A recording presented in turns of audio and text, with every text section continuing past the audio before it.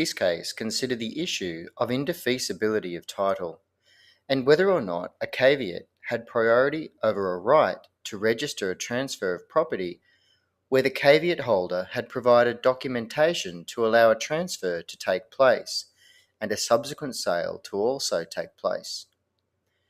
In this case, a man owned a property as joint tenants with someone else.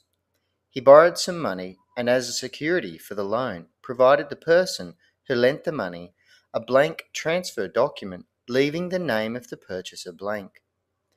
However, sometime later, the man who lent the money inserted the name of the grandson and registered the transfer. The man who had registered the transfer on behalf of his grandson then entered into a contract to sell the property.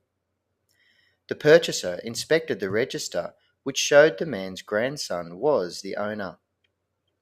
However, before the contract was completed, the original owner lodged a caveat and brought an action against the man whom he had borrowed the money from.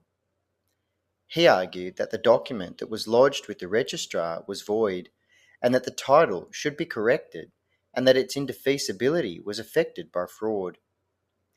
He argued that the existence of fraud meant that no title could pass in the property. The central issue for the court was whether or not the caveat of the original owner had priority over the equitable interest of the new purchaser.